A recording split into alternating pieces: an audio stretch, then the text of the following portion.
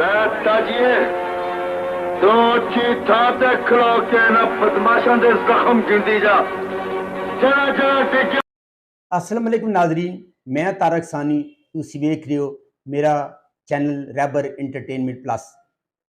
आज तुहाडी खिदमत विच मैं हसबे मामूल जिहड़ी सुल्तान दी फिल्म लैके मैं तुहाडी खिदमत विच हाज़र हो रहा।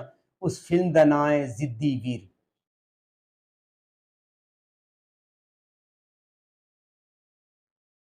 अठाई सितंबर 1982 बरोज मंगल ईद उल अज़हा के मौके पर रिलीज़ होने वाली एक black and white Punjabi film. ये फिल्म कामयाब है। इस फिल्म का टाइटल रोल अदाकार सुल्तान राय ने अदा किया है। अदाकार सुल्तान राय,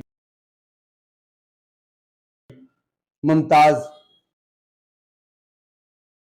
चकोरी,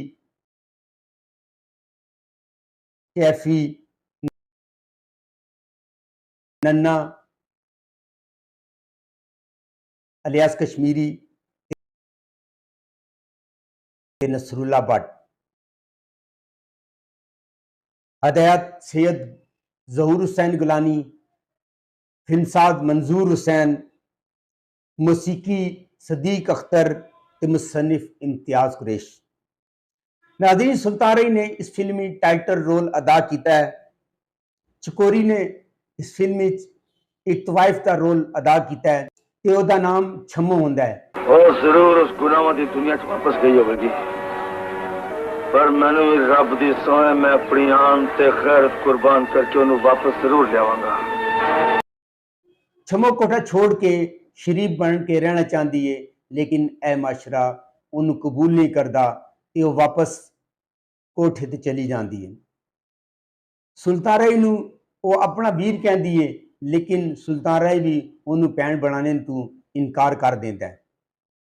नाज़रीन, इस फिल्म में चकोरी ने नहायत ही शानदार एक्टिंग का मुजाहरा किया है। उसकी डायलॉग डिलीवरी, उसका काम देख के तुहानू बहुत ही मजा आएगा। और नाज़रीन, इस फिल्म नू MM प्रोडक्शन ने रिलीज़ किया है।